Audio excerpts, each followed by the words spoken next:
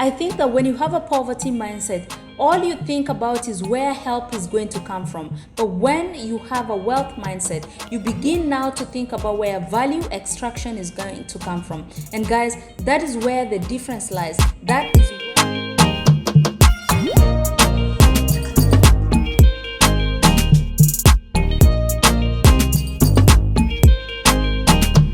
sorry guys for my raspy voice. I got a little bit emotional, but back to a point, mental enslavement, mental bondage is what we have to free ourselves from as children of Africa.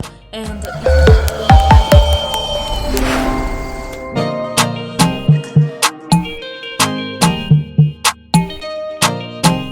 hello my favorite Genubia family, welcome back to our channel. This is your girl Joy. I hope you've been well. I hope you've been doing amazing wherever you are in the world. Guys, it's been a moment since we did one of these sit-ins and I have truly missed you guys. I have really missed you guys, so I hope you've been well. I am doing good. It is actually a really nice day in Juba today. It's nice and hot, not too hot, not too chilly, just the kind of weather that I like. So I decided to come in and have a quick chat with you. So first things first, if you're a new subscriber, welcome so much to our Genubia family. And if you're a returning subscriber, thank you so much for subscribing. If you have not yet subscribed, please do consider subscribing. Your subscription is going to mean a lot to me because I am on a mission to getting this channel to 10,000 subscribers and also inspiring 20,000 young Africans to join agriculture. And so please do consider sharing it with friends and family so that we can reach that goal, because I believe that through agriculture we can make Africa great again. And so guys, in today's video, I wanted to talk to you about a topic that is very close to my heart, and that is why poverty is a mindset. So let's get started.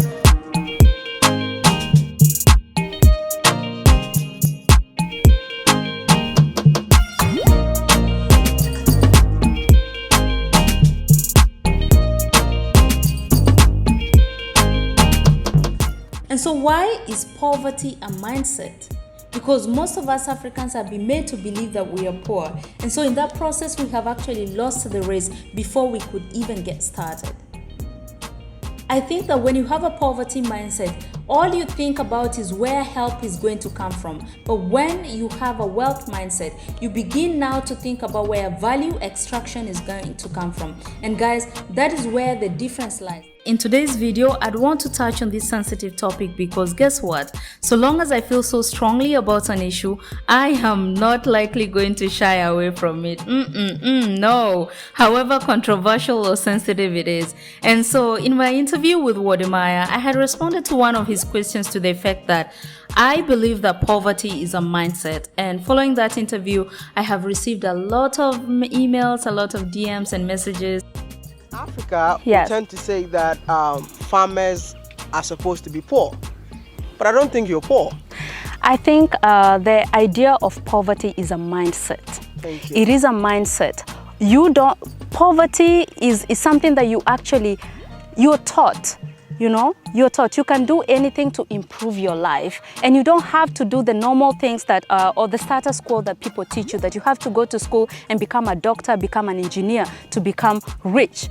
Wealth, you can create it from anything, from the passion that you have. You know, you just need a plan, a passion, and you can have all that you want. Can I hug you? Can I hug you, please? Go.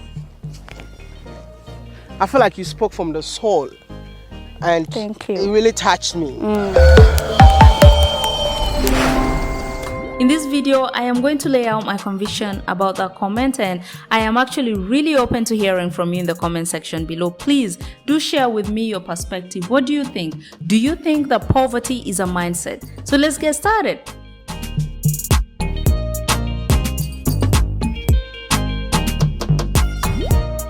To start off, I think that Africa today is materially poor because of this poverty mindset, because this poverty mindset is one of the strongest relics of colonialism. And you might want to ask, how does this work? Because many African countries have been independent for more than 50 years. This is how it works. A man lives with his wife and son in a village, and the son comes of age, and instead of joining his father to expand and grow the farm, he goes to school to learn the ways of the colonialist. There he is taught to now look down on his father, and his profession is a farmer.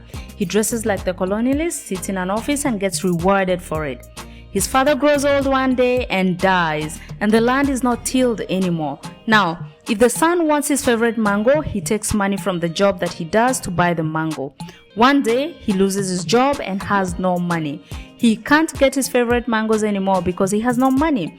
He has his father's land, but guess what? He does not know how to grow mangoes, and he believes that growing mangoes is beneath him and unworthy of his education. Now, from this point on, his power and control over access to mangoes is defined by whether he has a job or not.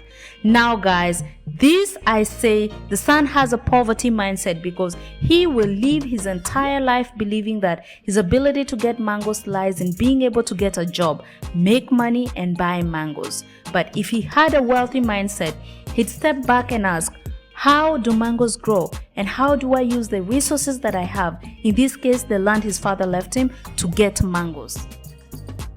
I contend, guys, that this is a very simplistic example, but my point here is that the colonial education system trained a lot of Africans to have this kind of poverty mindset, which makes even most of the smartest of us to begin to think that their success is dependent on solving problems that the colonialist is going to reward them for, instead of solving real problems in our communities.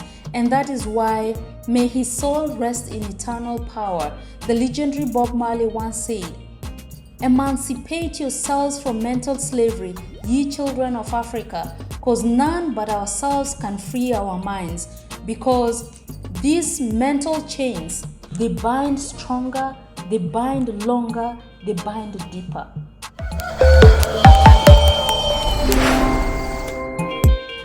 Sorry guys for my raspy voice. I got a little bit emotional, but back to a point, mental enslavement, mental bondage is what we have to free ourselves from as children of Africa. And if we extrapolate the example that I gave you, we see it manifesting itself in various facets of our lives here in Africa over and over again.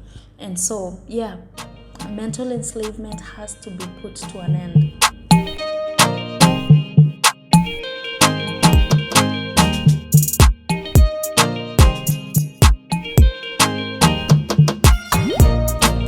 Is the difference between being poor and being in need. I saw one of the responses on the WodeMaya video that said something along the lines, to paraphrase that, so all the poverty in war-ravaged countries is because of the mindset of those going hungry? Now to this I say, poverty is different from being in need. However, the Western media, through decades of misreporting and telling only a single story of poverty with African images, has made most people to believe that people suffering from the repercussions of war are poor people. Guys, they are not poor people. They are just in need at that particular point in time. They might go hungry and struggle for food as poor people do, but they are not the same. People in need are not poor people. I'll give you an example. The US is a wealthy country. Yes, we all know that. Yet still, we have people living in poverty there. Now take any of the so-called poor people you've seen on TV in war-torn countries, resettle them in the US, and see how many of them will live in poverty as destitutes. The average refugee will work even 3 to 4 jobs because they do not have the mindset of poverty. And so in a stable environment, they do whatever it takes to survive. Again, because poverty is a mindset. People with that mindset will live in poverty regardless of the wealth around them. Another example that is really close to me is the story of a friend of mine whose family used to run a number of textile shops in Syria in the period before the Arab Spring. And so they were really well to do. They traveled for holidays around the world every summer, and all his siblings were schooled in international private schools, both at home and abroad. And with all that happened, they ended up as refugees in Germany and had to beg and scrape for survival in the first 2 years of their resettlement. And as we speak today, they have regrouped again, started running their textile businesses in some African countries, and they're rebuilding that which they lost. Again, guys, when people have the wealthy mindset, they accept that external help, they accept external help where necessary, but at the very core of them, they have the understanding that the long-term solutions to their problems are not external to them, that they are responsible for whatever happens to them in their lives.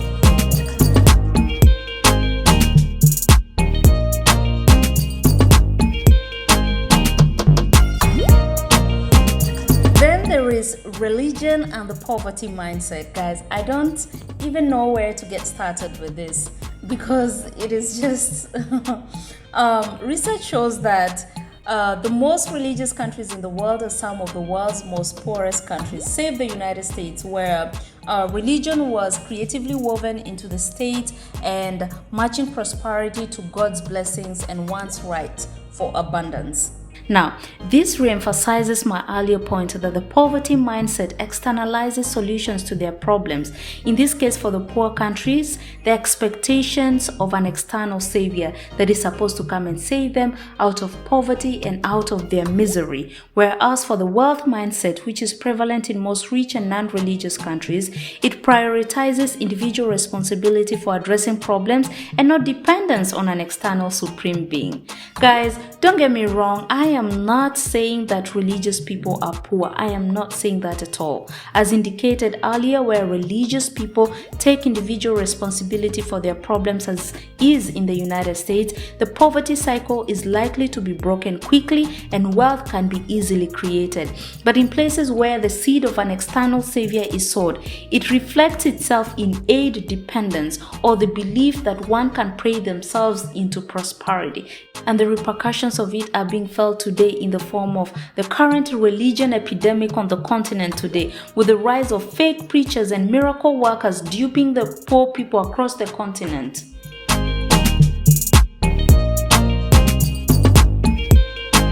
That's it for the video today, guys. Thank you so much for watching and thank you so much for tuning in. Those were just my few thoughts on why I think that poverty is a mindset, and I am really looking forward to hearing from all of you guys in the comment section below. Please do share your opinions, and especially if you're of a different perspective, because I truly believe that it is only by the sharing of different ideas and different perspectives that we all can learn from each other, that we all can grow and we can make Africa, our motherland, great again. And so thank you again, and if you did like today's content, please do not forget to like, share, comment and subscribe, guys. Help your girl get to 10,000 subscribers and also help us get to 20,000 young Africans, both continental in the diaspora. Let's inspire them to get into agriculture, because I believe that agriculture is the present and is the future of this continent. And so we can only do that, we can reach these 20,000 young Africans together. And so until I see you guys again in my next video, I just want to wish you good health, I want to wish you love, and until I see you again, take care and goodbye.